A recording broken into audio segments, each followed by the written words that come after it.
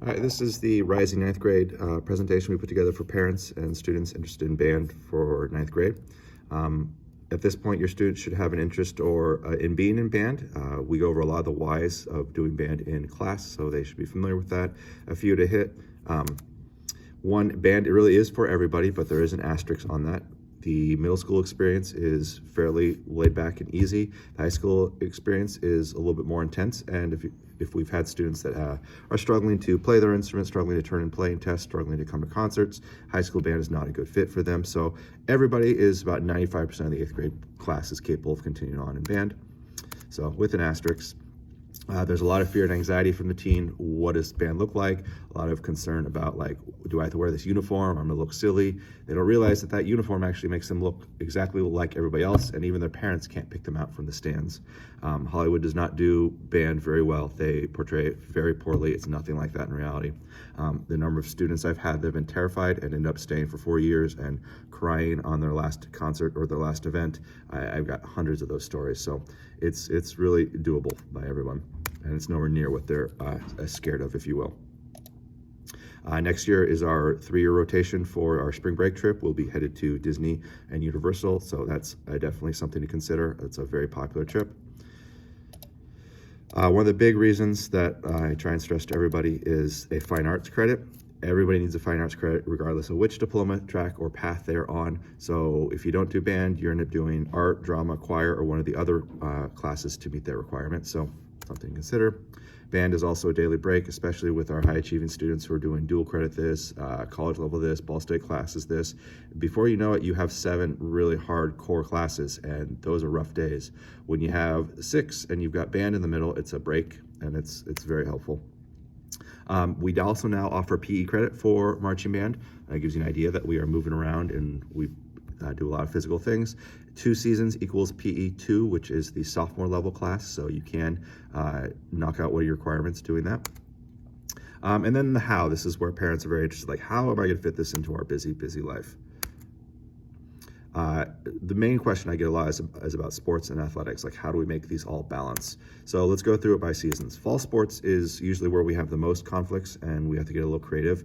These will be your fall sports. If you're gonna do one of these, keep that in the back of your mind. We'll circle back to that.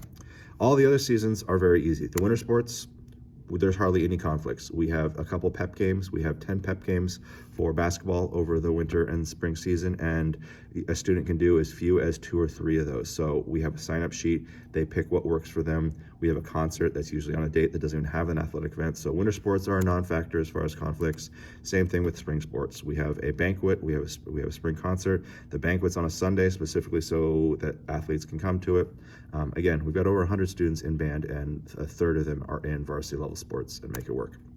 And I mean multiple varsity level sports. So these are the more sports we're gonna come back to. Other is a unique situation. So we get a lot of questions about, I'm a superstar on a travel ball team, competitive dance, all of these things, state fair. These are sort of a case-by-case basis, and we work with you. As long as there's a level of communication, we can make this work. However, that it only works if you're coming into this with this attitude of we'll flex to make both activities work. If you feel that your travel ball season is 100% the priority and you will flex for nothing, that's not a good fit for anyone or any sport at Delta, because again, these are technically things that are outside of our school. So we work very well with sports within the school, and then things like these others, when we get outside of it, gets a little interesting. Examples of how we flex. So ways we flex are to remember this key chart right here. A game and performance is always going to take precedence over a practice rehearsal. So if you have a soccer game and the band has a practice, you're going to the soccer game, no questions asked. And it goes the other way as well. So if we have a big performance and you have baseball practice, you're not going to baseball practice, you're coming to our performance. The same thing if you were a 2-sport athlete. If you were on the soccer team and the football team, which I've seen happen in the past, those coaches talk together and they flex and they make it work because you're doing 2 full-time activities. It also flexes with your role. Are you a starter on one, and are you a role player on another?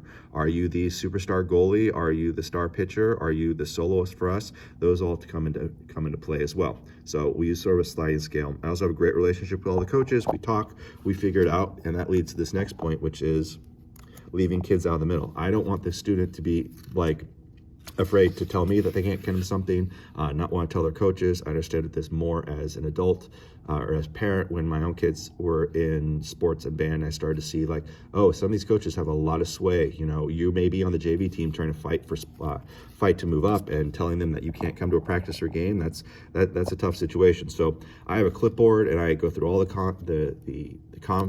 conflicts with the coaches, the athletic directors, and I do my best to keep the student out of the middle. Our evening practices in the fall, we have maybe 8 to 9 to 10 over the entire season, over several months. This is usually 1 night a week to start and 2 later as the sports die down. And this is intentionally designed to be after sports practice. So sports practices are right after school, 3:30 to 5:30, something like that. And then 6:30 gives you a chance to get dinner, get a break, and then do your 1 night of evening practice. We're able to do this because band meets during the school day. We have 5 days during the school to practice and get things done. And then this evening practice is when we put the 2 halves of the band together. Football games are another example of how we flex. If you are an athlete and you have, Saturday morning, you have a golf tournament or you have a track event, we can let you go at the halftime of the football game, so you don't have to go to the whole thing. Sometimes students will have practices Friday nights, and we start getting in uniform and dressed and tuned up at 6 o'clock, and we communicate with the athletic director and get you out of that practice so that you have time to do both activities. So again, we flex. The parades are really low key for us. Again, 100 students band, we can do a parade with 80 if we need to. So that's real easy to flex with the athletes and people in other activities. Competitions are our big thing. These are Saturday events. Oftentimes they're afternoon to evening. And I referred to a clipboard earlier. I have a clipboard with every competition, every sport, every student involved. And I will go to the coaches and talk. And if there's a head-to-head competition, like a head-to-head conflict, you have a soccer game at the same time we compete, we figured out. Last year there was only 1 direct conflict, and I went to the coach and they figured out and said, these are the players I need, these are the ones we don't. It was our state level playoff, and a couple of players missed one cross-country event. And again, coach was on board, coach helped us figure it out. So we make it work. Oftentimes there's a little bit of carpooling. Say the soccer game's at 2 o'clock and the band competition's at 6 o'clock. You won't be able to make it back in time to get on the bus with us, but you can go directly from the soccer game to meet us at the band thing. So we make it work, we flex. Oops, what did I do here? And moving on. What's next here? Band camp is a lot of anxiety, a lot of concern. Band camp is really easy to understand if you take out the word band. Every sport, every activity has some sort of intensive beginning of the season practice or week. Football has 2-a-days. This is basically what it is for band. It's the week before school starts when we can get access to the field. We learn how to march. We put a third of our show together, and it's a very intensive week. It's not nearly what everyone's afraid of. Communication is key. The sports schedules for next year are available right now, so are our competitions. So if you're on a sport, we should know these conflicts right now. Things bog down when we start hearing from parents, 2 weeks before an event.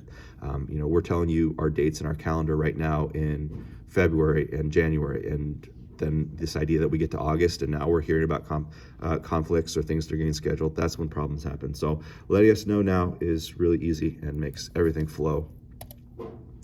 We have a parent booster group, unlike sports where you can't really be on the field and help the baseball team. You are on the field with band. You are helping us move equipment. You are helping us do things. These are parents highlighted in arrows helping a band move their equipment.